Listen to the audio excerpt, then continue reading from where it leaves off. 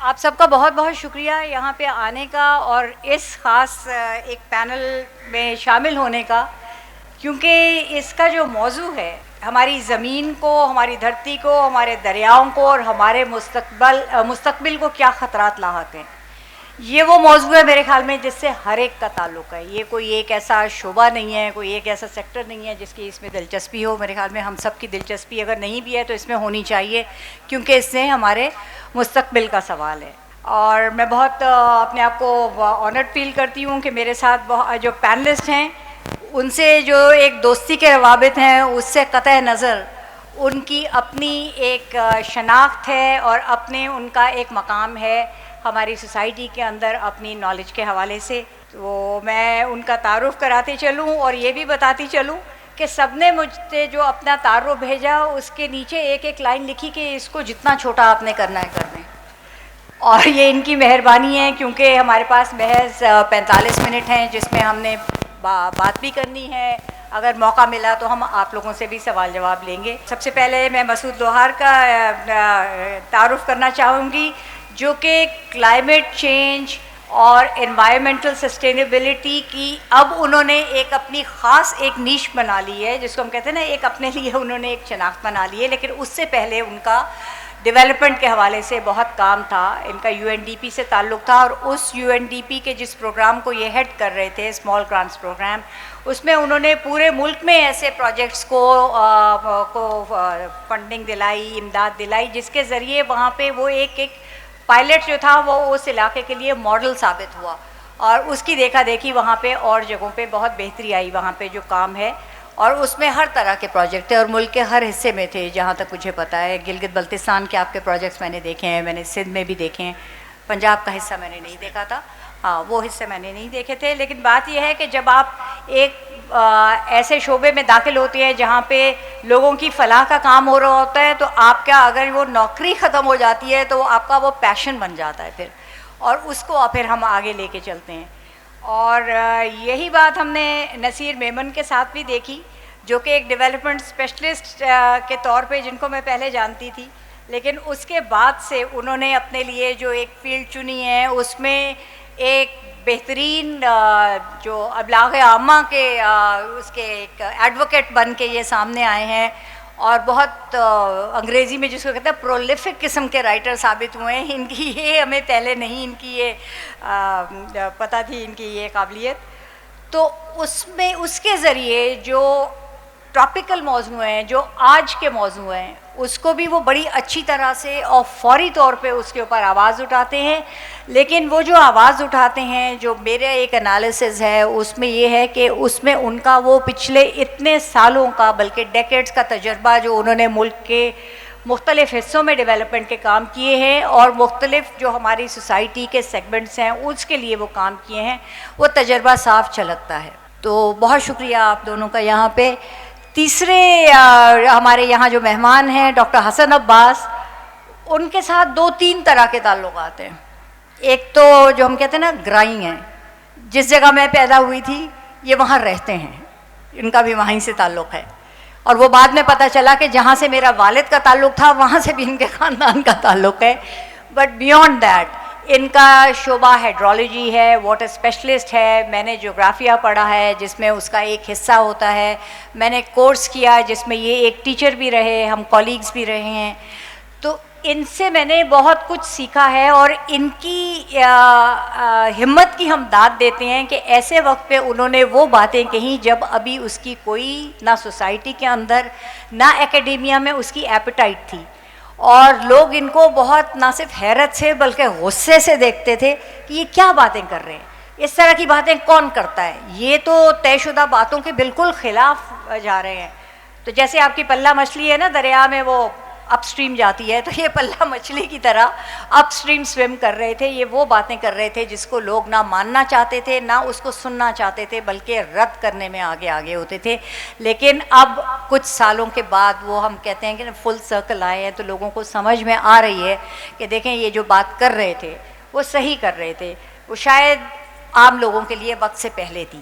تو میں بہت زیادہ تمہید نہیں باندھنا چاہتی. ہمارا جو موضوع ہے مجھے بہت خوشی ہے کہ یہ ایک بہت وسیع قسم کا موضوع ہے. وہ کسی ایک خطے یا کسی ایک علاقے کے اوپر انہوں نے نہیں منتظمین نے محدود کیا.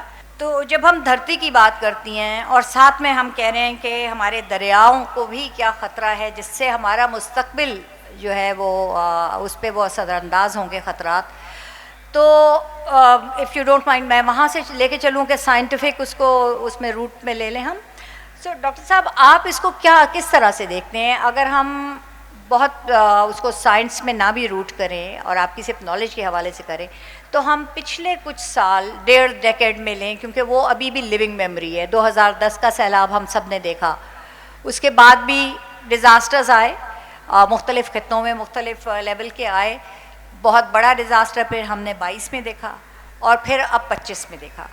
تو جب ہم لینڈ اور ریور کی بات کرتے ہیں تو ہمارے لینڈ اور ریورز کو کیا خطرات ہیں اور کیا ہم ان خطرات سے نکل سکتے ہیں؟ کیا وہ خطرات ہمارے اپنے پیدا کردہ ہیں یا یہ جس کو ہم کہتے ہیں نا قدرت کے دہلیز پہ ہم تمام چیزوں کا الزام رکھتے ہیں؟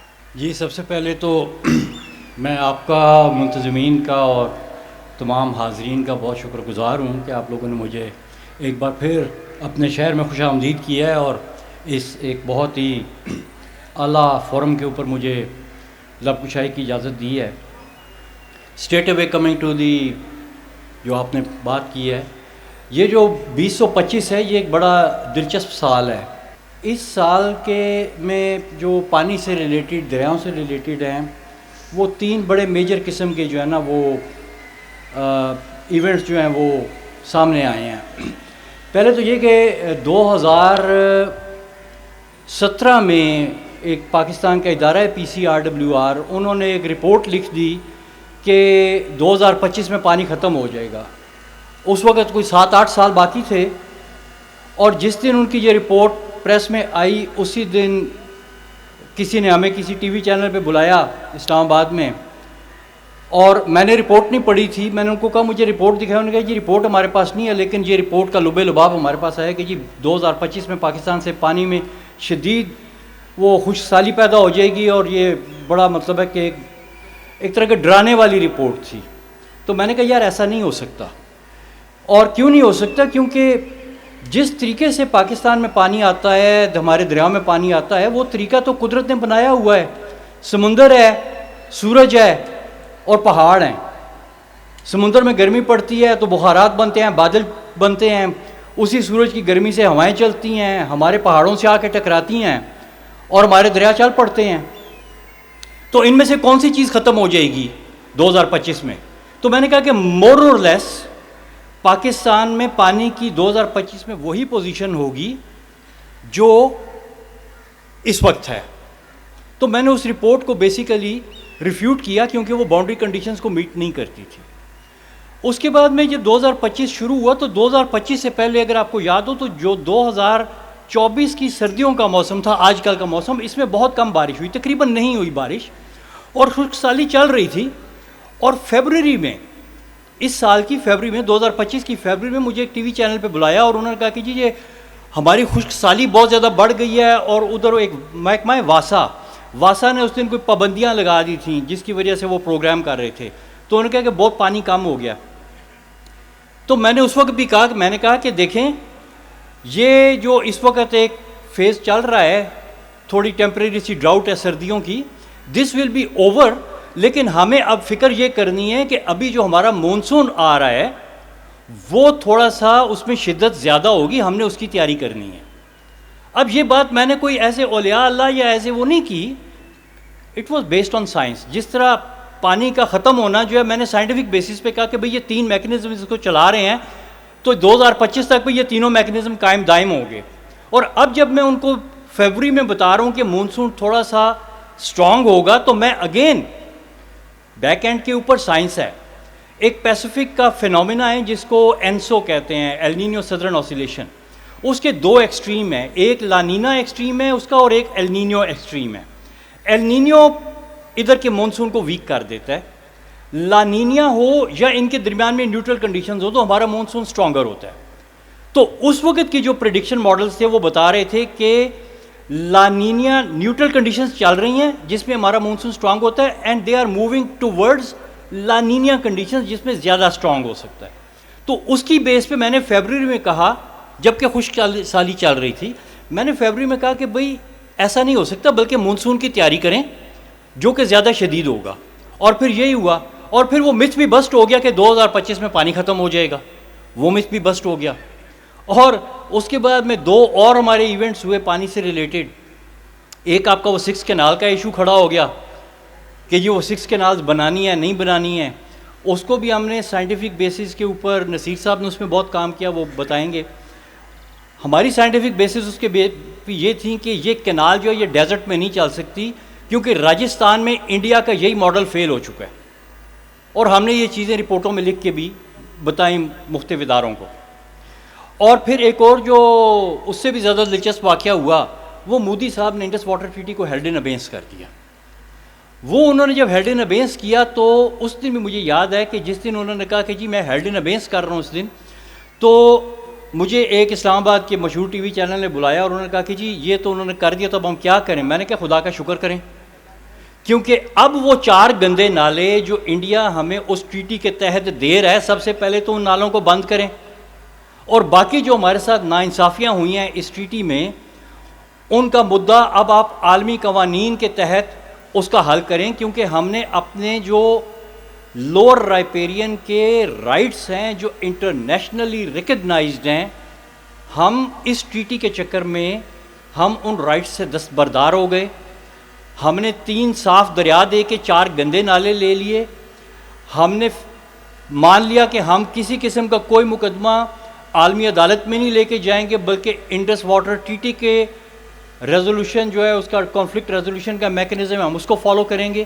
میں نے کہا اس میں سراسر ہمارا نقصان ہوا, ہمارا پانی رک گیا. ہم نے ان کو ان لمیٹڈ ڈیم بنانے کی اجازت دے دی, اور ہم نے ان لمیٹڈ پولیوشن لے لی. یعنی ایک جو ٹریٹی ہوتی ہے انٹرنیشنل لوور رائپیرین کو, وہ 3 ہی چیزوں سے بچاتی ہے, ڈیمنگ سے بچاتی ہے, ڈائیورژن سے بچاتی ہے, اور پولیوشن سے بچاتی ہے. پولیوشن بھی ان لمیٹڈ, ڈائیورژن بھی ان لمیٹڈ, اور ڈیمنگ بھی ان لمیٹڈ کی اجازت دے دی ہم نے انڈیا کو. میں نے کہا آپ کو مودی صاحب نے بہت اچھا موقع دیا کہ اب آپ ان تینوں چیزوں کو ختم کریں, انٹرنیشنل قوانین کے حساب سے دوبارہ اپنے دریاؤں پہ اپنا حق جتائیں, انٹرنیشنل لیول پہ آ کے آپ مقدمات درج کریں پولیوشن کے خلاف, انوائرمنٹل ڈیگریڈیشن کے خلاف, اپنے لوور رائپیرین کے رائٹس کے خلاف, اور ان 3 دریاؤں کو واپس لینے کا مقدمہ کریں جو ہم نے انڈس واٹر ٹریٹی میں غلطی سے دے دی. تو یہ ہمیں ایک موقع مل گیا. اور اس کے اوپر یہ بات میں نے ایک دم اس پورے پروگرام میں اس طرح اس لیے کر دی کیونکہ ہم 2017 سے بلکہ 2016 سے اس چیز کے اوپر کام کر رہے تھے کہ ایک دفعہ مودی نے 2016 میں یہ بات کی تھی کہ blood and water can't flow together. اس وقت ہم نے ایک پورا مضمون لکھ کے دیا جو کہ پاکستان آرمی گرین بک میں پبلش ہوا, جس میں ہم نے بات کی کہ یہ جو انڈس واٹر ٹریٹی ہے یہ ہم نے غلطی کی تھی, اور اس کو اب اگر مودی کو ایسا کام کرے تو ہمیں فوراً اس طرح کی اپنی اسٹریٹجی بنا لینی چاہیے کہ یہ بات جو ہے اس کو ہم آگے لے کے چلیں. تو یہ 3-4 واقعات تھے جو بڑے دلچسپ تھے اس سال کے, تو اس پہ مزید بات بھی بہت شکریہ. اور وہ جب آپ جس کا حوالہ دے رہے ہیں کہ blood and water cannot flow together, وہ جب مودی پہلی مرتبہ الیکٹ ہو کے آئے تھے تو آتے ساتھ اس نے اپنا پہلی یہ پروناؤنسمنٹ دی تھی. تو اور ہمارے یہاں تب بھی اسی طرح سے پریشانی تھی. تو نصیر آپ مجھے بتائیں, اب یہ ایک یہ بات, اور مجھے یہ بھی اچھی طرح یاد ہے, وہ پروگرام مجھے یاد ہے جس میں ڈاکٹر صاحب گئے تھے, بیکاز مجھ سے پوچھا تھا, میں نے ان کا نام ریکمینڈ کیا تھا. تو جب ان کو اس رپورٹ کا حوالہ دیا تھا تو انہوں نے کہا تھا کہ یہ کیا سائنس ہے, مطلب یہ کس قسم کی سائنس ہے جس کے تحت یہ کہا جا رہا ہے کہ پانی ختم ہو جائے گا. تو انہوں نے کہا تھا کہ واپڈا کی رپورٹ, تو انہوں نے اس کو جملہ مکمل نہیں کرنے دیا. انہوں نے کہا تھا ہاں مجھے پتہ ہے واپڈا میں رپورٹیں کیسے بنتی ہیں, آئی ریممبر دیٹ. لیکن قطع نظر اس کے 2025 کی جو ایک پریڈکشن تھی کہ پانی کم ہو جائے گا, وہ سائنٹیفکلی تو غلط تھی. لیکن جب ہم پانی کی کمی کی بات کرتے ہیں تو ہم پاپولیشن کی طرف بھی کیا دیکھتے ہیں کہ پر کیپٹا پانی کی اویلیبلٹی کم ہو رہی ہے. جو سائنٹیفکلی جو سسٹم کے اندر پانی ہے وہ تو اتنا ہی ہے. تو ایک ڈیولپمنٹ پریکٹیشنر کے حوالے سے یہ بات آپ کس طرح سے سمجھائیں کہ جب ہم کہتے ہیں کہ ہمیں خطرات لاحق ہیں، وہ کس قسم کے خطرات لاحق ہیں ہماری زمین کو بھی اور ہمارے دریاؤں کو بھی؟ نہیں، دنیا کے سارے خطرات ہمیں ہی لاحق ہوتے ہیں، اس کے لیے تو کوئی آرگیومنٹ بھی نہیں چاہیے. کون سا خطرہ ہے دنیا کا جو ہمیں لاحق نہیں ہے اور کب سے نہیں ہے؟ لیکن اس پہ میں جو حسن ابھی بات کر رہے تھے اس پہ ایک سائڈ کمنٹ کر کے اس موضوع پہ آؤں گا. اس وقت کہا گیا کہ پانی ختم ہو جائے گا، سیویئر ڈراؤٹ ہے، حل یہ ہے کہ ڈیم بنائیں. 6 مہینے کے بعد کہا گیا کہ برساتیں آ گئیں، بارشیں تیز ہیں، پانی بہ رہا ہے، ڈیم بنا دیں. تو انہوں نے طے کیا ہوا ہے کہ دنیا کے ہر مسئلے کا حل ڈیم ہے. تو یہ بھی ایک اسٹرینج مائنڈ سیٹ ہے کہ 6 مہینے پہلے ایک الٹ سچویشن کے لیے بھی ڈیم تجویز کیا گیا اور دوسرے کے لیے بھی پھر ڈیم ہی تجویز کیا گیا. یہ ایک آبسیشن ہے ہماری. اور اسی پیرائے میں کہا جاتا ہے کہ ہمارا چونکہ پر کیپیٹا پانی، یہ بہت پاپولر، ہمارے جو میڈیا کے دوست جو واٹر کی سائنس کو کم سمجھتے ہیں یا نہیں سمجھتے، ان کا ایک بڑا پاپولر سا ایک ڈومس ڈے سینیریو ہے کہ جی پر کیپیٹا پانی کم ہو گیا. تو مجھ سے جتنے بھی اینکرز یہ سوال کرتے تھے میں ان سے پوچھتا تھا کہ اس میں پانی کم ہوا یا پر کیپیٹا بڑھ گیا؟ پہلے طے کر لیں کہ میتھمیٹکس میں اگر ایکویشن میں امبیلنس ہے تو کیا بڑھا ہے کیا کم ہوا ہے. تو پہلے تو کلیئر ہے کہ جب یہ ملک بنا تو یہ 3.25 کروڑ آبادی کا ملک تھا اور اس وقت جتنا پانی موجود تھا مور لیس وتھ سلائٹ ویریشن، پانی کا میگنیٹیوڈ ابھی بھی اتنا ہی، کوانٹم اتنا ہی ہے. ضرور اس میں کمی بیشی ہوئی ہے، ہم نے اپنا پانی دے دیا، چلیں وہ مائنس کر لیں، بٹ اسٹل جو پریشر ہے کہ ہماری پاپولیشن ان 80 برسوں کے دوران 8 ٹائمز انکریز ہو گئی. تو پھر قصور پانی کا نہیں ہے، قصور آپ کی اس پلاننگ کا ہے. اس سے ایک پیرالل ڈرا کریں اس وقت جو ایران میں ہو رہا ہے، تہران میں. آئی وش کہ ہم تہران اور مشہد کو تھوڑا اسٹڈی کر لیں. اس کے علاوہ بھی 2-3 اور بھی جو ان کے بڑے ٹاؤن سینٹرز ہیں. Iran is about 10 crore population. میں اس کو پڑھتا گیا، مجھے لگا کہ یہ سب کچھ پاکستان ہے، اس میں صرف ایران کو سلیکٹ آل کر کے ریپلیس وتھ پاکستان کریں وہ ہم پہ لاگو ہو جاتا ہے. Heavy leakages of water, water theft, بالکل وہی کہانی. 1 کروڑ آبادی کے تہران کو جو پانی ملتا ہے وہ مورارلیس اتنا ہی ہے جتنا اس وقت کراچی کو ملتا ہے. وہاں بھی 700 ملین گیلن پر ڈے ہے، یہاں بھی اتنا ہی. 5 ڈیم، جن لوگوں کا خیال ہے نا کہ ڈیم نہیں ہے اس لیے یہ سب کچھ ہو رہا ہے، تہران کو 5 ڈیم 1.5 ملین ایکڑ فٹ کا ہے. ہب سے تقریباً 2 گنا زیادہ پانی کی کیپیسٹی ہے، بٹ 3 سال سے وہاں سیویئر ڈراؤٹ ہے اور 80% لیس رین فال ہوا ہے اور لاسٹ 3 ایئرس. تو یہ جو کلائمیٹ کی ویریشن ہے اس کو اگر حل ڈیم ہوتا تو آج تہران ڈراؤٹ میں نہ ہوتا، آج مشہد ڈراؤٹ میں نہ ہوتا. لہذا ہمیں ریشنلی سوچنا پڑے گا کہ کس پرابلم کا سلوشن کہاں پر ہے. پاپولیشن کنٹرول چونکہ ہمارے ایجنڈا میں نہیں ہے، اور کیسے ہوگا اگر آپ NFC 82% پاپولیشن پہ بانٹیں گے؟ کون سا صوبہ پاگل ہے کہ وہ اپنی پاپولیشن کم کرے گا؟ کیا انسینٹو دیا ہے آپ نے؟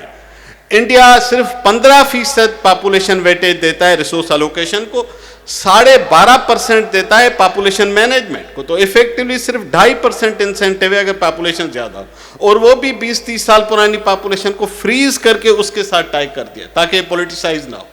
ہمارے ہاں پرابلم ہے، کوئی سینسس ہم ٹھیک نہیں کرا سکتے.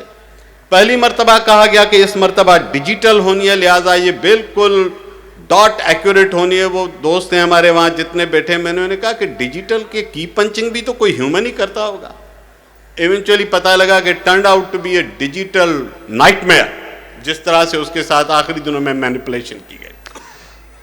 کٹنگ دا اسٹوری شارٹ، ہمارے ساتھ ریسورسز ورسز پاپولیشن کا جو امبیلنسڈ گراف ہے، that is the long term challenge. آپ آج ڈیم بنائیں، 20 سال کے بعد جب آپ ڈیم بنا کے پورا کر لیں گے تب تک پاپولیشن انشاءاللہ دگنی ہو چکی ہوگی، اور پھر آپ کہیں گے کہ یہ ڈیم پورا نہیں ہے. تو آپ تا قیامت ڈیم بنائیں گے، کتنے بنائیں گے؟ آپ کے پاس سرپلس واٹر ہی نہیں ہے. لاسٹ کمنٹ میں اس پہ کروں کہ یہ بھی ذہن میں رکھیے کہ جن لوگوں کا خیال ہے کہ بہت سارا پانی ہے جو ڈیموں میں نہیں جمع ہو رہا، ہمارا تو ایوریج اینوئل جتنی ریکوائرمنٹ ہے 25 سال کا ایوریج نکالیں، ارسا ہر سال شارٹیجز ڈکلیئر کر رہا ہے. So where is that mysterious surplus جس کے لیے ہم ڈیمز کی بات کرتے ہیں؟ سو میرا خیال ہے کہ ہماری واٹر مینجمنٹ کے ایشوز ہیں, ریسورس مینجمنٹ کے ایشوز ہیں, پاپولیشن مینجمنٹ کے ایشوز ہیں. جب تک ہم میکرو لیول کے ایشوز کو ایڈریس نہیں کریں گے کوئی علاج ہمیں افاقہ نہیں دے گا. بالکل صحیح. دیکھیے یہی بات ہے کہ اس طرح کی جو گیدرنگز ہوتی ہیں اس کا یہ فائدہ ہوتا ہے کہ آپ کو وہ جو باتیں ایک نیریٹو ایک بلڈ ہوتا ہے نا, اس سے ہٹ کے سننے کو ملتی ہیں, اور کچھ آپ کے ہاں سوچ کے تحریک ملتی ہے کہ یہ شاید یہ وجہ ہو سکتی ہے. ورنہ پانی ختم ہو جائے گا کہنا بہت آسان ہے, لیکن ایک یہ بھی بات ہے کہ ہمارے یہاں نہ جغرافیہ پڑھائی جاتی ہے, نہ ہمیں ہسٹری پڑھائی جاتی ہے. ہمیں پاک اسٹڈیز پڑھائی جاتی ہے, جو کہ نہ پڑھائی جاتی تو شاید ہم بہتر حالت میں ہوتے. But be that as it میں. مسعود, آپ نے اپنے آپ کو ہمیشہ ایک سولوشن گیور کے رول میں دیکھا ہے, ٹھیک ہے. کراچی میں جو آپ نے ایک انٹرونشن کی, اس سے پہلے بھی آپ جو مختلف علاقوں میں اپنے ادارے کے حوالے سے بھی کرتے تھے, تو آپ سولوشنز دیتے تھے اسی جگہ کی اس پرٹیکولر پرابلم کے لیے. تو اب جب ہم دھرتی اور دریا کی بات کرتے ہیں اور مستقبل کی بات کرتے ہیں, اور اس میں کسی ایک دریا کی ہم بات نہیں کر رہے, ٹھیک ہے نا. اب چھوٹے چھوٹے دریا بھی ہیں, اس کے علاقے میں بھی جو لوگ رہتے ہیں ان کے بھی اپنے مسائل ہوتے ہیں, وہ بھی وہاں سے اوور ایکسٹریکشن بھی کرتے ہیں, تھیفٹ بھی ہوتی ہے.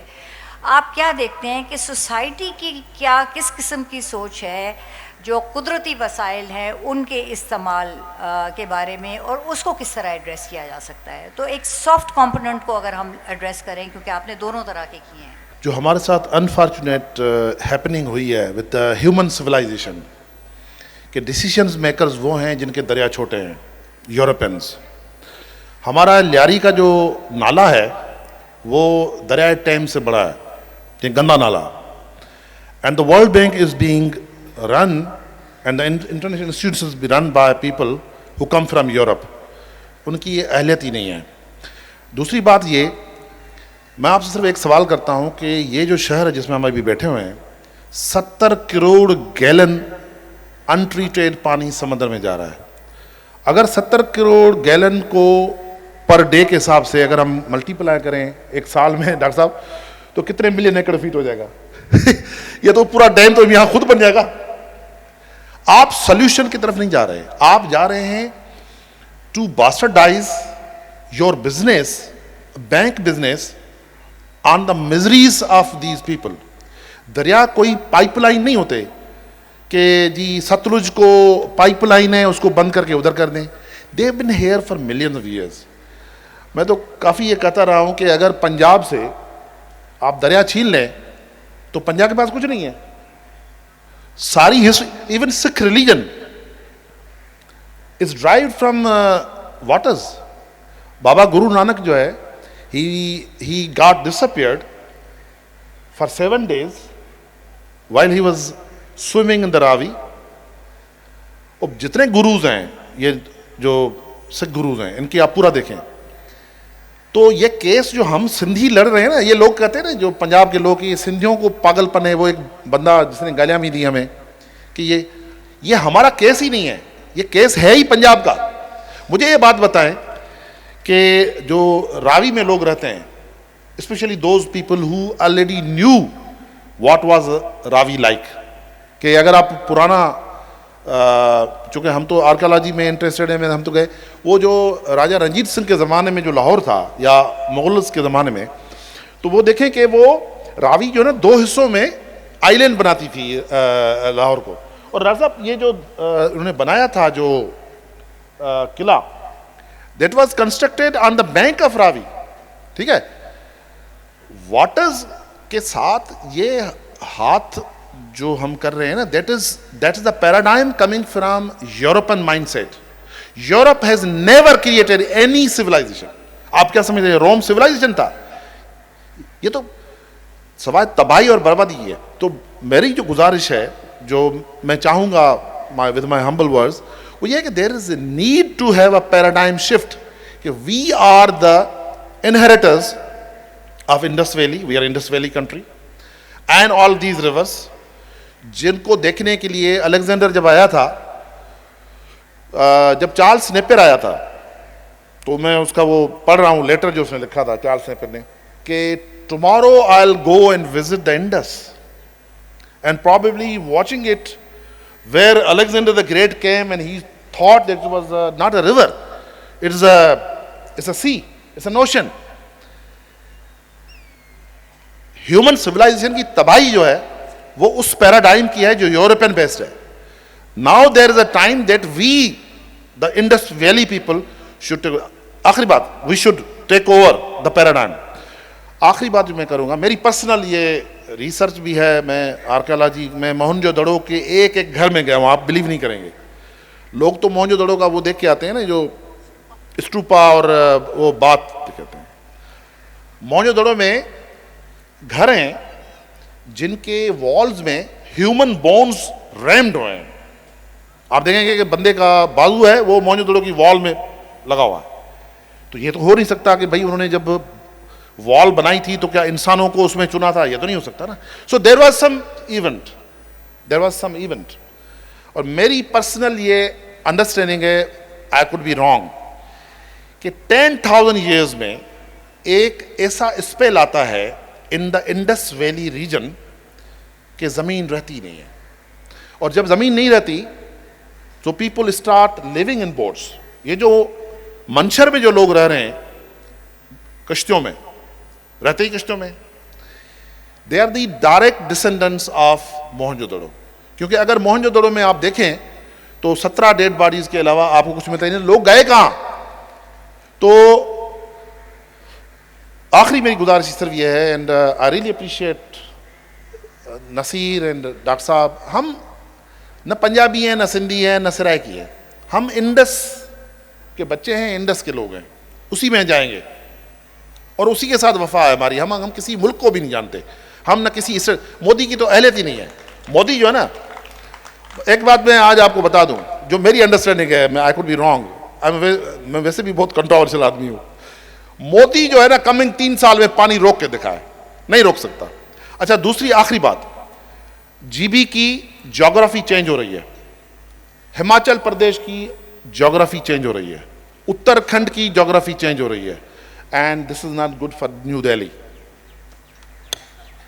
ये वो ख़तरात की निशानदही की जा रही है, और मेरे ख्याल में अब हम अगर सेकंड राउंड में हम उनके अजाले के लिए क्या किया जा सकता है.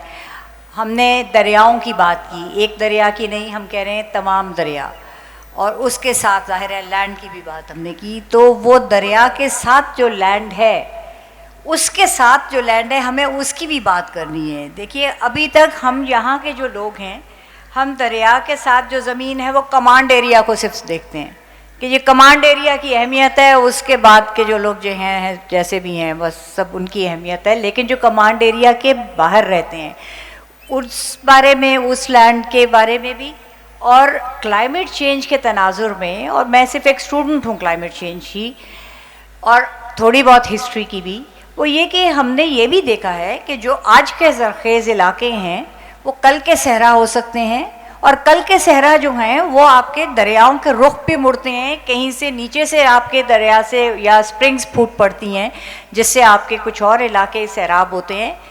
ये चीज़ें अभी तक हमारे लोग नहीं समझ पाए क्योंकि हमने ओरल हिस्ट्री को भी डिस्कार्ड कर दिया है. जो एक होता है ना आपके पुरखों की जो आपकी विजडम है, हम उन चीज़ों से नहीं सीखते, हम बस कुछ किताबें पढ़ते हैं. अव्वल तो अब किताबें भी नहीं पढ़ते. तो अब आप बताइए कि आजकल के तनाजुर में जैसे ख़तरात की निशानदही हो रही है, तो एक चीज़ तो तय है कि जो पानी जितना सिस्टम में है उसे ख़तरा है इम्बैलेंस से, जिसकी तरफ नसीर ने कहा, इशारा किया. लेकिन scientifically what are the alternatives? अभी इस वक्त जो 2025 में सैलाब आया है, सैलाब के लिए हम पहले कहते थे कि दुआएं करते हैं. जितने किसान हैं वो सैलाब की दुआ करते हैं कि वो ज़रखेज़ मिट्टी लेके आता है और उनकी फसल अच्छी होती है, अगली फसल. इस मरतबा वो ज़रखेज़ मिट्टी की जो तह आई है उसके नीचे लोगों के ट्रैक्टर, उनके ट्यूबवेल डूबे में हैं, उनको पता नहीं चल रहा कि उनकी वो एसेट्स किधर हैं. तो वहाँ तो काश्तकारी या अगली फसल अच्छी होने का फ़िलहाल तो कोई सवाल पैदा नहीं होता. तो क्या सोल्यूशन है हमारे पास? हमने थोड़ा सा एनालिसिस किया है. जो फ्लड्स इस दफ़ा सिंध में ज़्यादा नहीं थे, पंजाब में ज़्यादा आए हैं. पंजाब में दरिया बंद किए गए थे इंडस वाटर ट्रीटी के बाद. सतलुज और रावी को बंद किया गया था, और एक दरिया जिसका पार्ट पाकिस्तान में पहले था ابھی کے پاکستان میں، پولیٹیکل پاکستان میں، اور بعد میں نہیں رہا، وہ دریائے بیاس ہے. دریائے بیاس کا بھی جو پرانا راستہ ہے وہ پنجاب میں سے ہی ہوتے ہوئے راوی کے ساؤتھ اور ستلج کے نارتھ میں آ کے تو وہ بھی چناب میں گرتا تھا. لیکن وہ جو راستہ ہے آلدو کہ اس کے اوپر دریا جو ہے اس نے پہلے سے ہی چلنا بند کر دیا تھا، لیکن جو ادھر کے لوکلز ہیں وہ بتاتے ہیں کہ جب کبھی بھی برسات زیادہ ہوتا تھا تو اس پارٹ میں پانی آتا تھا. یعنی وہ ایک نیچرل سسٹم کا حصہ تھا کہ ٹھیک ہے، اس کو ہم ہائیڈرولوجیکل ٹرمز میں کہتے ہیں کہ بیاس واز کیپچرڈ بائی ستلج. پہلے یہ چناب میں گرتا تھا، پھر اس نے ستلج میں گرنا شروع کر دیا. لیکن وہ جو راستہ تھا وہ تھا. اب وہ راستہ جو ہے جہاں سے دریا گزرتا وہ نارملی لو لائنگ ہے. اسی طرح سے جو انڈیا نے راوی اور چناب کو بند کیا ہماری مرضی سے انڈس واٹر ٹریٹی کے تحت، تو وہ بھی دریا کا لو لائنگ ایریا تو تھا. اور ابھی جو سیلاب آئے ہیں دریا نے اپنے پرانے راستے پہ واپس آیا ہے. اگر آپ سیٹلائٹ امیجز دیکھیں تو کہیں پہ بھی دریا کسی شہر میں کسی آبادی میں نہیں گیا. آبادیاں دریاؤں کے راستے میں آ کے بنی ہیں، شہر دریاؤں کے راستے میں آ کے بنے ہیں. دریا یہ کوئی ایسا ان یوزول فلڈ نہیں تھا 2025 کا، یہ انپریسیڈنٹڈ بھی نہیں تھا، ان یوزول بھی نہیں تھا. ہاں نارمل سے تھوڑا سا ہائر سائڈ پہ تھا، اور اس نے بتا دیا کہ بھئی دریا کا یہی راستہ ہے. تو بیسیکلی وہ جو مسعود کہہ رہے ہیں کہ پنجاب کے لوگ بھول گئے دریاؤں کو، وہ درست فرما رہے ہیں. کیونکہ پنجاب میں لوگوں کو یہاں سے نکال دیا گیا، دریاؤں کے لوگوں کو دربدر کیا گیا، اور اس کی جگہ کینال کمانڈ اور کینال کالونیز بنائی گئیں. اور ان کینال کمانڈز اور کینال کالونیز میں مختلف جگہوں سے لوگوں کو لا کے بسایا گیا. اس لیے جب آپ کسی پنجاب کے اسپیشلی کینال کالونی کے گاؤں میں جاتے ہیں تو وہ لوگ پانی سے سینسٹیو اتنے ہی ہیں، اس حد تک ہی ہیں کہ وہ کینال کا پانی ان کو ملے گا کہ نہیں ملے گا، وارہ بندی ہوگی کہ نہیں ہوگی. اور اسی چیز پہ ان کی ساری جو ہے ثقافت، جو اس وقت کی ماڈرن پچھلے 200 سال کی ثقافت ہے، وہ اسی پہ بیس کرتی ہے. ان کا دریا کے ساتھ تعلق، وہ سسی مائی وال کی کہانی، وہ راوی کی کہانیاں، وہ ستلج کی کہانیاں، وہ تقریباً ایلیمینیٹ ہو گئی ہیں پنجاب میں سے. لیکن خدا کا شکر ہے کہ سندھ میں قائم ہے، سندھ کے ڈیلٹا میں قائم ہے، کیونکہ آج بھی سندھ کے لوگ جو ہیں دریا کے ساتھ زیادہ کنیکٹڈ ہیں. پنجاب کی سائڈ پہ آپ جائیں تو ستلج کی ایک بیلٹ ہے، اس میں لوگ دریا کے ساتھ بہت کنیکٹڈ ہیں. انہوں نے ڈھول کی تاپ پہ اس سال دریا کو ویلکم کیے کہ ہمارا دریا واپس آ گیا. دوسرے جو آپ کے یہ جو بیلٹ ہے، آپ کی تونسا والی بیلٹ ہے، اس بیلٹ کے لوگ ہیں، یہ بھی سرائی کی بیلٹ بنتی ہے، ادھر کے لوگ ہیں وہ آج بھی دریاؤں کے ساتھ کنیکٹڈ ہیں. تو یہ کنیکشن جو ہے یہ ختم ہو گیا، اور اس کنیکشن کو ریوائیو کرنے کی ضرورت ہے. ہمیں اس چیز کو سمجھنے کی ضرورت ہے کہ دریائے سندھ کس طرح چلتا ہے. ابھی نصیر صاحب بات کر رہے تھے کہ وہ ایران میں کیا ہو رہا ہے. ایران میں جو کچھ بھی ہو رہا ہے وہ ایرانین کے حساب سے ہو رہا ہے، ایران کے دریاؤں کے حساب سے ہو رہا ہے. ایران میں انڈس نہیں ہے. ہم ایران کا ماڈل پاکستان پہ نہیں لگا سکتے. مسعود نے ذکر کیا یورپین دریاؤں کا، نہ ہم یورپین دریاؤں کا ماڈل انڈس کے اوپر لگا سکتے ہیں. ہمارے ساتھ مسئلہ یہ رہا ہے کہ ہم نے اپنے دریاؤں کو نہ پڑھا، نہ سمجھا، نہ سمجھنے کی کوشش کی. ہمیں کوئی انگارٹا ٹامبول بوائے باہر سے آ کے کہتا ہے کہ تم ایسے کر دو، ہم ویسے کرنا شروع کر دیتے ہیں.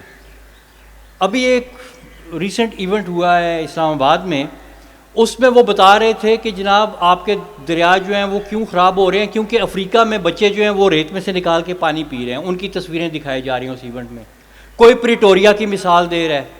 بھئی نہ ہم پریٹوریا ہیں، نہ ہم انگلینڈ ہیں، نہ ہم یورپ ہیں، نہ ہم ایران ہیں. ہمیں اس وقت تک اس چیز کی سمجھ نہیں آئے گی جب تک ہم انڈس کو نہیں سمجھیں گے.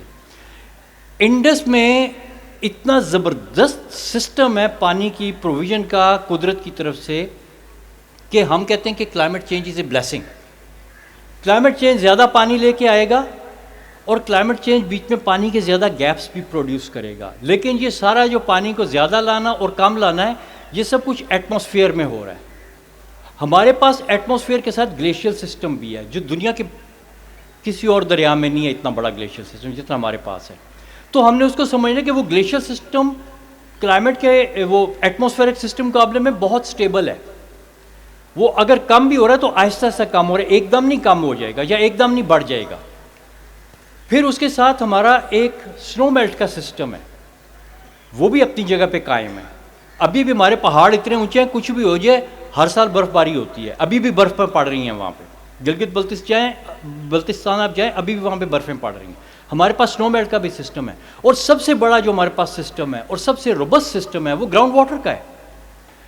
ان دریاؤں کا جو چلنے کا راستہ ہے، آپ سب لوگوں نے دیکھے ہوئے پاکستان کے دریا جو دنیا کے تمام دریاؤں سے مختلف ہیں، وہ کہیں سے 20 کلومیٹر چوڑا پارٹ ہے، کہیں سے 6 کلومیٹر چوڑا پارٹ ہے. کم سے کم بھی جو چوڑا پارٹ ہے وہ 1.5-2 کلومیٹر کا ہے.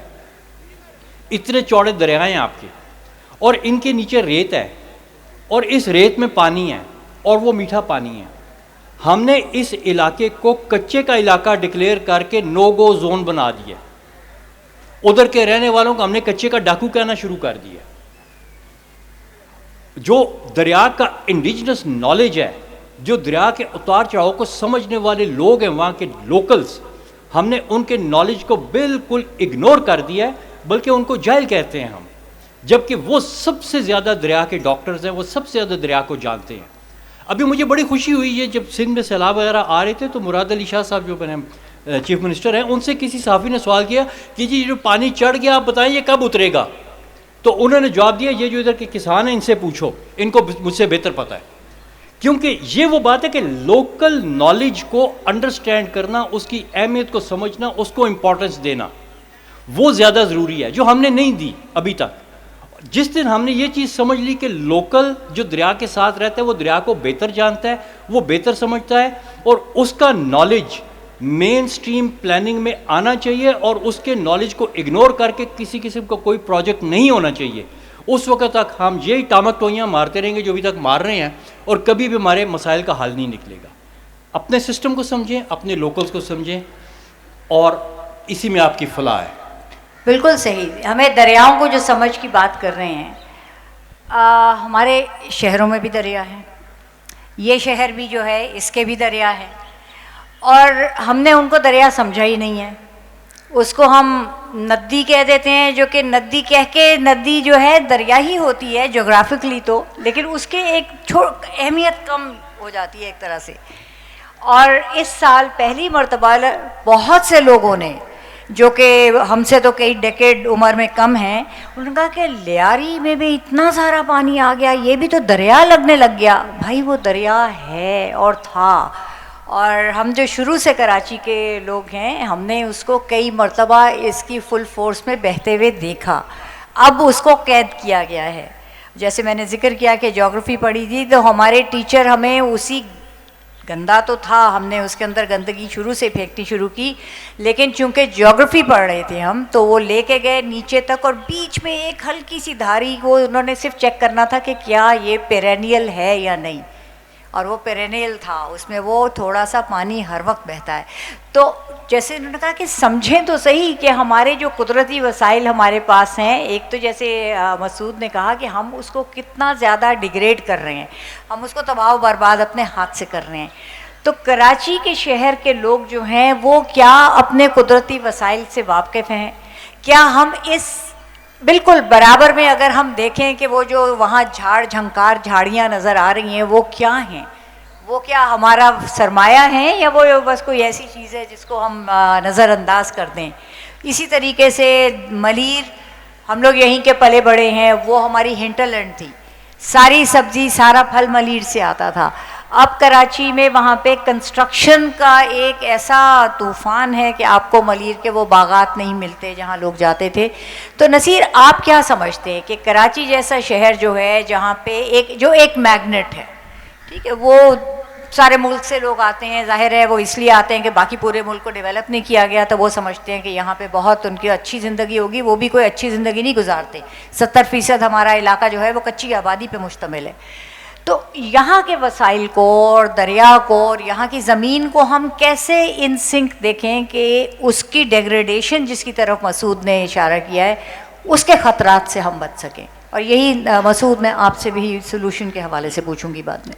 میں تصحیح کر رہا تھا آپ نے جو غلط بیانی کی کہ ہم جغرافی نہیں پڑھتے، ہم پڑھتے ہیں لیکن اس میں پلاٹ اور رقبے ہوتے ہیں. ہاں یہ بات ہے. ہم تاریخ بھی پڑھتے ہیں، وہ محمد بن قاسم سے شروع ہو کے محمد بن قاسم پہ ختم ہو جاتی ہے، پڑھتے ضرور ہیں. اب جہاں تک بات ہے کہ کراچی کے بہت سارے ہمارے جو دوست ہیں ان کا خیال ہے کہ پانی نلکے میں پیدا ہوتا ہے یا نلکے میں نہیں ہوا تو ٹینکر میں پیدا ہوتا ہے. میں ایک دن NED یونیورسٹی کے کچھ اسٹوڈنٹس کے گروپ کا ایک ایکسپوئر وزٹ تھا کوٹلی بیریج کا. 80% آف دیم انہوں نے کہا کہ ہم نے پہلی مرتبہ دیکھا ہے کہ یہاں سے پانی آتا ہے ہمارے پاس. ان کا قصور ہی نہیں, انہوں نے ٹینکر میں پانی دیکھا ہے. اور ان کا خیال ہے کہ گندم بھی یوٹیلٹی اسٹورز کے شیلفز پہ اگتی ہے, تو پانی نہ بھی ہو تو یوٹیلٹی اسٹور پہ اگ جائے گی. تو یہ جو لیک آف کنیکشن ہے, جو ڈسکنیکٹ ہے ہمارے, خاص طور پہ جو شہروں میں دوست بیٹھے ہیں ان کا بہت سارا ڈسکنیکٹ ہے, وہ اس کو سمجھ نہیں پاتے کہ کتنا انٹیگریٹڈ سسٹم ہے, کتنی انٹر ڈیپینڈنس ہے. آپ نے کہا کہ لیاری کو ندی سمجھتے ہیں, ندی نہیں نالا سمجھتے ہیں. ہاں وہ سمجھتے ہیں یہ گندے پانی کا نالا ہے, یہ اسی لیے بنا تھا. تو جب اس میں اچانک کھیرتر ہلز کا پانی امٹ کے نیچے آ جاتا ہے, اس دن انہیں پتہ چلتا ہے کہ یہ تو کوئی دریا ہے. اچھا, اب آتے ہیں کہ کراچی کی ولنریبلٹی کئی طرح کی ہے. جس طرح کہ اگر انڈس میں پانی نہ ہو یا کم ہو, یہ لاسٹ ایئر جتنے نئے کینالز کی بات ہو رہی تھی تو ہمارے کئی دوست, بہت سارے دوست ہیں, ہم شہر میں پلے بڑے ہیں, یہ ہمارا ہی شہر ہے, اتنے دوست ہیں یہاں پہ, تو وہ اتنے لاتعلق تھے. ان کا خیال تھا کہ یہ پانی اگر چولستان کی طرف جائے گا تو چلو شاید نوشہر و فیروز اور ٹنڈولا یار کے کھیتوں میں پانی نہیں جائے گا, خیر کی بات ہے اور کیا ہوگا. تو مجھے ان کو سمجھانا پڑتا تھا کہ آپ کا 85% پانی کوٹلی بیریج سے آتا ہے, انڈس سے. اس شہر کا 85% پانی سندھو دریا سے آتا ہے. 10-15% آ جاتا ہے ہب ڈیم سے, اگر اس میں پانی ہو, بارشیں ٹھیک ہوں, ورنہ تو ڈپینڈنس ہے ہی انڈس پہ اس شہر کی. تو اگر انڈس لائف لائن ہے نا پورے پاکستان کی, آپ رائٹ فرام چترال گلگت جہاں سے کنیکٹ کریں, without Indus this country is meaningless, all of us are meaningless. تو اس کنیکشن کو ہمیں سمجھانا پڑے گا. کراچی کی ولنریبلٹی ایک اور طرح سے میں بتا دوں, ایک تو ڈائریکٹ پانی کی اس پہ جو ریلائنس ہے وہ اس پہ. دوسرا, اگر ڈیلٹا کی طرف پانی کم جاتا ہے اور ڈیلٹا کا ایکو سسٹم ڈیگریڈ ہوتا ہے, جو کہ ہو رہا ہے, ہوتا نہیں ہے بلکہ ہو رہا ہے اور برسوں سے ہو رہا ہے, کیا خطرات ہوتے ہیں؟ فار ایگزامپل, اگر ڈیلٹا میں سلٹ کم جائے, ذہن میں رکھیے گا کہ ڈیلٹا میں پانی کا جانا جتنا امپورٹنٹ ہے اتنا ہی سلٹ کا جانا امپورٹنٹ ہے. وہی سلٹ ہے جو ایک بیڈ بناتی ہے جس کے اوپر مینگروز کا ایکو سسٹم بنتا ہے, اور جب وہ نہیں بنتا تو مسعود لوہار کو آ کے شہر کے بیچ میں جنگل بنا کے دینا پڑتا ہے, کیونکہ وہ جنگل تو ختم ہو گیا جو نیچرل پروسیس سے بن رہا تھا. اور یہ مینگروز کا ایکو سسٹم ہے. مینگروز کی خوبی کیا ہے؟ 80-90% جو ویو انرجی ہے اس کو یہ ایبزارب کرتا ہے. اور ہم جس ساحل پہ بیٹھے ہیں یہ فالٹ لائن کے ساتھ ہے, ذرا اس لنک کو سمجھیں. اور اگر خدا نخواستہ یہاں سائیکلون آ جائے, جو کہ آتے رہتے ہیں, اور اس کی فریکوینسی کتنی بڑی ہے, پچھلی پوری صدی میں جتنے سائیکلون اس کوسٹ کے آس پاس سے گزرے ہیں اتنے ہی سائیکلون صرف اس صدی کے پہلے 25 سال میں گزر چکے ہیں. Risk level is very high. Abdullah Shah Ghazi کب تک مقابلہ کرے گا؟ اس کا ارلی وارننگ سسٹم ہو سکتا ہے کبھی فیل نہ ہو جائے. تو سونامی 1945 میں آیا, اس وقت عبداللہ شاہ غازی کے مدار پہ بھی ارلی وارننگ سسٹم اتنا ایفیشنٹ نہیں تھا, تو آ گیا. اور اس زمانے میں یہاں پہ 4-5 ہزار لوگوں کی اموات ہوئی, جبکہ یہاں پاپولیشن بھی نہیں تھی. تو we are sitting along the fault line. یہ جو نیچرل شیلڈ ہے مینگروز کی, یہ سب سے بڑی پروٹیکشن ہے اس شہر کے لیے. اگر یہ ویک ہوتی ہے اور خدا نخواستہ یہاں کوئی لینڈ فال ہو جائے کسی سائیکلون کا, I don't want even imagine کہ یہاں پہ کیا حشر ہوگا. ابھی آپ نے فلپینز اور ویتنام کے حالات دیکھے, شاید آپ لوگوں نے کچھ ٹی وی پہ یہ جھلکیاں دیکھی ہوں, کس قدر ڈیوسٹیشن ہوئی ہے وہاں پہ کیٹیگری 5 کے ایک سائیکلون کی وجہ سے. تو یہ ہول کوسٹ لائن اور باقی کوسٹ لائن پہ تو پاپولیشن ہے. 99 میں بدین ان کا ضلع ہے, مسعود سے پوچھیے اس زمانے میں وہاں پہ کیا حشر نشر ہو گیا. میرا خیال ہے 500-700 ہزار لوگ آج تک ٹریس ہی نہیں ہو کہ کتنی لاشیں ہیں, کہاں گئے لوگ. ایک جو 1.5-2 کروڑ 2.25 کروڑ پتہ نہیں کتنی آبادی کا ایک سب سے بڑا شہر ہے, اس کی vulnerability is really something to worry about. اور اس کی natural protective shield day by day vanish ہو رہی ہے. تو اگر انڈس میں پانی ہوگا تو کراچی کی کوسٹ لائن اور کراچی کا شہر سیف اینڈ سیکیور ہوگا. یہ ہمیں اپنے یہاں جو دوست رہتے ہیں ان کو یہ کنیکشن سمجھنا چاہیے. Thank you very much. بہت شکریہ. اور نصیر نے بہت برمحل اس وقت مسعود کی اس کاوش کا ذکر کیا جو انہوں نے کوسٹ لائن پہ بالکل جو ایک جنگل اگایا ہے. وہ جن کو نہیں سمجھتی کہ یہ اس زمین کو کیا خطرات تھے, وہ لینڈ فل تھی. لینڈ فل بھی نہیں تھی, ڈمپنگ سائٹ تھی. لینڈ فل تو باقاعدہ ایک سائنٹیفک طریقے سے بنائی جاتی ہے نا. ڈمپنگ سائٹ تھی, وہاں صرف کچرا تھا, اور وہاں انہوں نے جنگل اگایا ہے جو کہ آپ کی ایک پہلی دفاعی لائن ہوتی ہے آپ کے ساحلی کی. تو اس طرح کے سلوشنز کی ہمیں بہت ضرورت ہے. آپ اسی طرح سے کوئی آپ کے موٹیویشنل ریمارکس اگر اس سلسلے میں ہوں, کوئی solution giving in call to action, اور اس کے بعد ہم کچھ سوال جواب لے لیں گے. شیخ سعدی کا کتاب کی 2 کتابیں ہیں, گلستان اور بوستان. اس میں ایک ان کی پوئم ہے, چنا خشک سالی اندر دمشق یاراں فراموش کردند عشق. کہ جب خشک سالی آتی ہے تو لوگ عشق کرنا بھی بھول جاتے ہیں. اور پھر وہ شیخ سعدی اس میں لکھتا ہے تمثیل میں کہ سارے زمین کے چشمے سوکھ گئے سوائے یتیم کے آنسوں کے. جو میں نے ایفرٹ کی یا جو بھی کیا, it was basically an effort in a country. وہ کہتے ہیں کیا پوچھتے ہو میرے کاروبار کا, اندھوں کے شہر میں آئینے بیچتا ہوں. لیکن ہیونگ سیڈ دیٹ, میں صرف یہ گزارش, I see many notable person sitting here, ٹھیک ہے, and we are in our last wave of life. I am 57, he is younger than me. Doctor صاحب میں be younger more than me. I am older than all of you. But we don't want to die a failure being the sons of Indus. Indus cannot be run or governed by people born in Europe. اب کراچی بھی آ جاتے ہیں. میں بول دیتا ہوں, پھر لوگ ناراض بھی ہو جاتے ہیں. دس کنٹری از بیسیکلی, وہ ایک مووی ہے اس کی نام بھول رہا ہوں, اس میں وہ کہتا ہے کہ وہ جب ٹیکٹونک پلیٹ ساری الٹی سیدھی ہو جاتی ہیں تو وہ کہتا ہے کہ یہ are you talking about that plant which is pile of rubble. یہ کیا مطلب, یہ ٹوٹلی کمپرومائزڈ سٹی ہے. یہاں جو لوگ رہ رہے ہیں, آئی تھنک 3 کروڑ تو یہ آفیشیلی کہتے ہیں, لیکن یہ 3.5 کروڑ لوگوں کا شہر ہے. یہاں نہ ایگزٹ کا پتہ ہے نہ انٹری کا پتہ ہے. آپ if you move from one place to the place. میں صرف آخری بات آپ سے یہ کہنا چاہ رہا ہوں کہ یہ صرف انڈس یا پانی کا معاملہ نہیں ہے, یہ معاملہ ایک پورے پیراڈائم کا ہے. وہ پیراڈائم یہ ہے کہ یہ چاہتے ہیں کہ ریئل اسٹیٹ جو ہے, if you travel from Karachi to Islamabad by road, you hardly find any place which is vacant. It seems like یہاں سے کراچی سے حیدرآباد جاؤ تو ایک شہر ہے, حیدرآباد سے سکھر جاؤ تو ایک شہر ہے, سکھر سے آپ اسلام آباد جاؤ تو ایک شہر ہے. کہیں چھوٹے موٹے بیچ میں ادھر بھی وہ جھنڈیاں لگی ہوتی ہیں کہ یہاں بریلس بنے گی. یہ پیراڈائم اس ملک کو ختم کر دے گا. دس از اے ہاتھ جو ہمارے ساتھ ہاتھ ہو رہا ہے.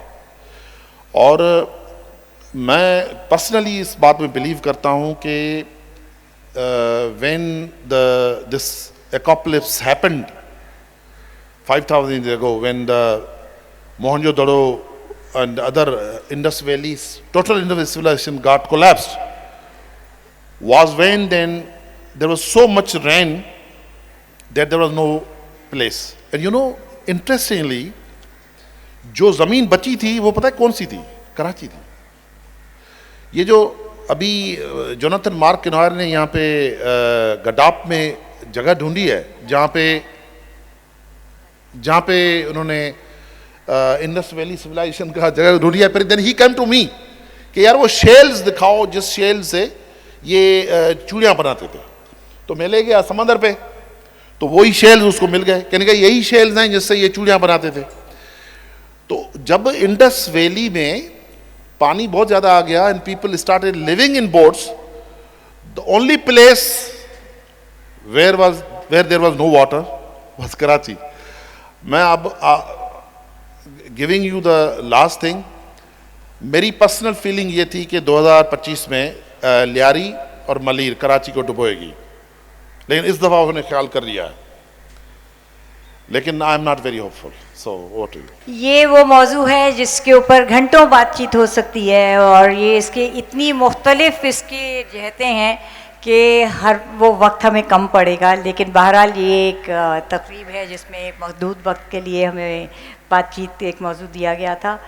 آپ لوگوں میں سے اگر ایک یا دو لوگوں کے کوئی سوال ہیں. میرا نام اسد ممتاز ہے اور میں جرنلسٹ ہوں. میرا سوال ڈاکٹر صاحب سے ہے, ڈاکٹر حسن عباس صاحب سے. ڈاکٹر صاحب, اس مرتبہ جو سیلاب آیا ہے, ریاست کی پوری کوشش تھی کہ لوگ ڈوبیں کچھ بھی ہو, لیکن یہ بیراجز بچائے جائیں. آپ نے دیکھا کہ پنجاب میں بریجز ہوئے, سندھ میں نہیں ہوئے, لیکن کوشش یہ تھی کہ یہ بیراج بچائے جائے. جب ہم بات کرتے ہیں لیٹ دا ریور فلو, تو ہمارا صرف مقصد یہ نہیں ہوتا کہ صرف ڈیم نہ بنائے جائیں, یہ بیراجز بھی ختم ہو جائے. تو میرا سوال یہ ہے کہ یہ جب انگریزوں نے بیراجز بنائے تھے, اس سے پہلے اس خطے کی ایگریکلچر اکانومی کیا تھی؟ بیراجز بنانے کے بعد ایگریکلچر اکانومی پہ کیا اثر پڑے؟ جی تھینک یو. یہ بڑا اچھا آپ نے سوال کیا ہے. ابھی ریسنٹلی ایک ایونٹ کراچی میں ہوا تھا, اس میں جو آپ کے اریگیشن کے منسٹر ہیں سندھ کے جام خان شورو صاحب, انہوں نے بڑی اچھی ہسٹری بیان کی تھی کہ بیراجز بنانے سے پہلے سندھ میں کتنا ایگریکلچر ہو رہا تھا, بیراجز بنانے کے بعد کتنا ہوا ہے. اس سے پہلے اننڈیشن کینالز ہوتی تھیں, اننڈیشن کینالز کو لمبے لمبے سینکڑوں کلومیٹر کے بند لگا کے بند کر دیا گیا, اور انہی اریگیٹڈ ایریاز کے بیچ میں وہ بیراج سے نکلنے والی کینال ڈال دی گئی, تو فرق کوئی خاص نہیں پڑا. سندھ میں تقریباً اس سے پہلے بھی وہ بتا رہے تھے مورلیس اتنی ہی اریگیشن ہو رہی تھی جتنی اس کے بعد ہوئی ہے. اور جہاں تک آپ نے یہ بات کی ہے کہ جو بیراج کو بچانا اور لوگوں کو ڈبونا, تو یہ چیز کوئی نئی نہیں ہے.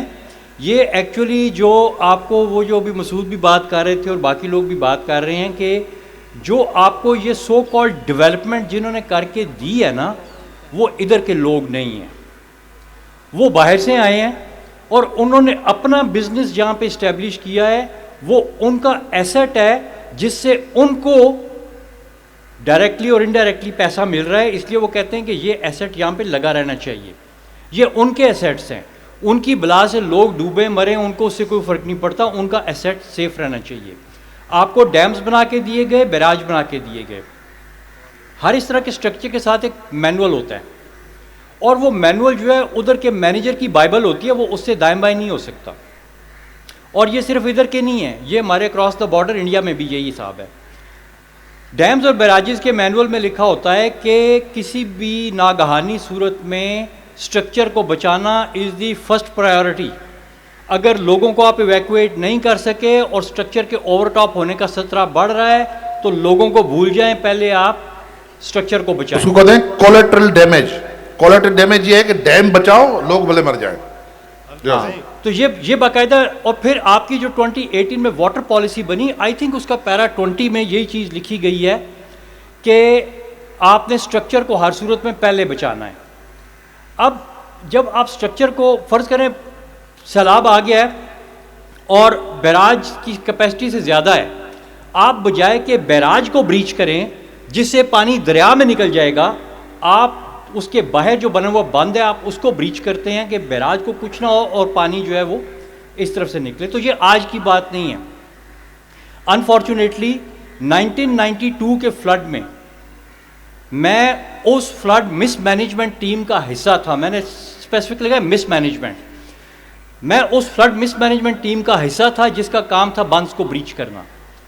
ملتان کے شہر کو بچانے کے لیے, اس کے ساتھ میں مظفر گڑھ کا انڈسٹریل ایریا بچانے کے لیے, اس کے نیچے انگریز کا بنایا ہوا ریلوے کا پل بچانے کے لیے ہم نے اس طرح سے باقاعدہ بند کو بریچ کیا تھا, اور سینکڑوں دیہات کو ہم نے ڈبو دیا تھا, اور انڈسٹریل ایریا کو اور اپنے اسٹرکچرز کو بچا لیا تھا, اور اس پہ پھر ہم اپنے آپ کو تمغوں کا مستحق قرار دے رہے تھے. یہ مینٹیلٹی تھی اس وقت میری بھی, اور میرے بھی خیال تھا کہ ہم نے کوئی بڑا کارنامہ کیا ہے. لیکن میں اس وقت تک جس اسکول اور جن انسٹیٹیوشن سے پڑھا تھا اس میں مجھے نہیں بتایا گیا تھا کہ انسانیت بھی کوئی چیز ہوتی ہے. اکانومی, پاور, اسٹرکچر, گورنمنٹ, یہی سب کچھ تھا. لیکن اب چیزیں بدل رہی ہیں. اب کے جو بچے ہیں ان کی تعلیم بھی بدل رہی ہے, تو انشاءاللہ آئندہ جا کے یہ چیزیں انشاءاللہ بہتر ہوں گی. ایک اگر مجھے اجازت دیں آپ اس میں ایک تھوڑی سی ایکسٹینشن دینے کی, کیونکہ یہ کراچی شہر میں سندھ لٹریچر فیسٹیول ہو رہا ہے. یہاں پہ اگر ڈیفینس میں رہنے والے کوئی لوگ ہیں اور 80s کے زمانے سے رہ رہے ہیں, اس کی ایک اسمالر اسکیل کی ایک مثال ہے کہ 1982 میں نیشنل ریفائنری کو بچانے کے لیے وہاں پہ بریچ دی گئی تھی اور پورا فیز 4 ڈبویا گیا تھا. میں فیز 4 میں رہتی ہوں, میری بہن کی شادی تھی, وہ شادی کینسل ہوئی, ہم گھر سے ہی نکل سکے. سو یہ جو تھنکنگ ہے, آپ بالکل صحیح کہ یہ تھنکنگ کا مسئلہ ہے, اور انسانیت کی جب اہمیت ہوگی زیادہ دوسری چیزوں سے تو پھر شاید یہ چیزیں نہیں ہوں. ایک سوال اور صرف لیں گے ہم. آپ ڈاکٹر صاحب, آپ نے ابھی حیدرآباد پریس کلب میں ایک پروگرام کیا تھا, اس میں ایک آپ نے بات کی تھی, ابھی نصیر صاحب نے کیا. دیکھیں پاکستان میں پانی تو وہی ہے جو ہے. ابھی ہمارے حکمرانوں کی یا کسی کو ناقص پالیسی کی وجہ سے آدم شماری ہماری 8 گنا زیادہ بڑھ رہی ہے جو پہلے تھی. تو اس صورتحال میں جو پانی کی مینجمنٹ کی آپ نے حیدرآباد میں بات کی, کیا ہم مستقبل میں پینے کے لیے یا زمینوں کے لیے پانی کی راشننگ میں جائیں گے؟ پانی بھی راشن کے ذریعے, مینجمنٹ کے ذریعے ملنا اس طرح کا جو ہمارے حکمرانوں کی نااہلی ہے. تو جس طرح آبادی بڑھ رہی ہے, پانی کی جو کم ہوگی تو پھر ہم کس طرح پانی کا مینجمنٹ کیسے کریں گے؟ جناب آپ مجھے بتائیں کہ آنکھوں سے پانی ابھی نکل رہا ہے؟ تو آپ جواب دیں نا. نہیں, میں آپ سے سوال پوچھ رہا ہوں. ہاں کہ ابھی بھی جب ہم روتے ہیں تو آنکھوں سے پانی نکلتا ہے نا. جی جی. اور جب کھانا آ جاتا ہے یا اچار آ جاتا ہے تو بھی پانی آ جاتا ہے نا. جی. پانی جو ہے نا یہ ڈائریکٹ اللہ سے ریلیٹڈ ہے. یہ کوئی ورلڈ بینک نہیں طے کر سکتی یا کوئی اور نہیں طے کر سکتا. آپ کا جو نہیں ڈاکٹر صاحب نے حیدرآباد میں ڈاکٹر صاحب کے لیے کہہ رہا ہوں, لیکن میں آپ کو میں تھوڑا یہ پیراڈائم سمجھا رہا ہوں کہ پانی, وہ بابا بلے شاہ کا ہے نا کہ مٹی حکم کریں دی ہزار, لیکن بابا بلے شاہ نے کچھ اور جگہوں پہ یہ کہا ہے کہ جو پانی ہے نا یہ ایکچوئل ڈیسیجن میکر ہے. پانی آپ کی ڈیسیجن نہیں لیتا, پانی خود ڈیسائیڈ کرتا ہے. ڈاکٹر صاحب آپ نے جو حیدرآباد میں کہا تھا وہ وہی جواب ادھر دے دیں, وہ سمجھائیں ہمیں. جی تھینک یو. پانی کی راشننگ تو اس وقت ہو رہی ہے. یہ وارہ بندی کیا ہے؟ پانی کی راشننگ ہے نا. اس کے بعد میں پانی کو ڈیوائیڈ کیا ہوا ہے, میرا پانی, تیرا پانی, اس کا پانی, اس کا پانی, پنجاب کا پانی, سندھ کا پانی, ہندوستان کا پانی, پاکستان کا پانی, اب بیچ میں ایک افغانستان کا پانی بھی شامل ہو رہا ہے. تو جب تک آپ پانی کو جو ہے وہ تقسیم کرتے رہیں گے تو آپ آپس میں تقسیم رہیں گے. جس دن آپ کو یہ سمجھ آ گئی کہ پانی ایک ہی ہے اور یہ سب کا ہے اور یہ سانجھا ہے, تو نہ راشننگ کی ضرورت پڑے گی, دریا بھی بہیں گے اور لوگ بھی متحد رہیں گے. اور بیسیکلی آپ کو انڈس نے بہت بڑی ایک سٹوریج بنا کے دی ہوئی ہے. میرے خیال میں آپ کا مقصد اس سٹوریج کا میں ذکر کر دوں. انڈس میں ایک بہت بڑی سٹوریج ہے جو ان دریاؤں کے نیچے ریت ہے, اس ریت کے بیچ میں پانی ہے. وہ پانی کوئی استعمال نہیں کر رہا, ہماری پلاننگ کا حصہ نہیں ہے, ہمارے کلچر کا حصہ نہیں ہے. وہ پانی تقریباً 400 ملین ایکڑ فٹ ہے, ایک بہت محتاط اندازے کے مطابق, جس کی کوالٹی ایسی ہے کہ آپ ڈائریکٹ پی لیں.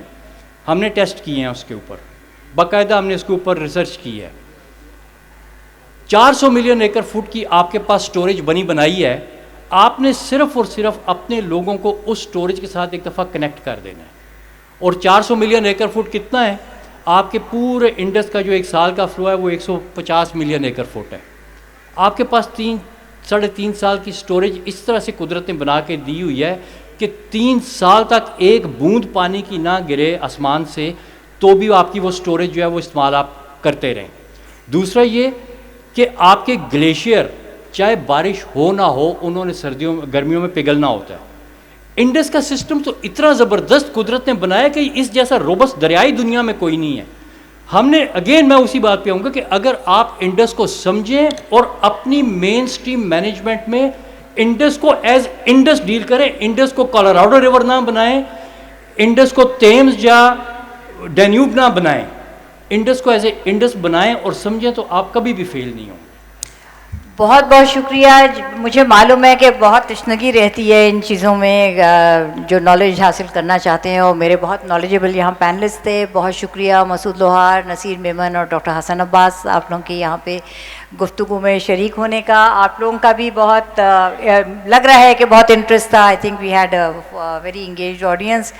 آپ سب کا بہت شکریہ. اور ہم لوگوں نے اپنے وقت سے زیادہ لے لیا تو معذرت ان پینلسٹ سے جن کے ٹائم کو ہم نے انکروچ کیا. بہت بہت شکریہ.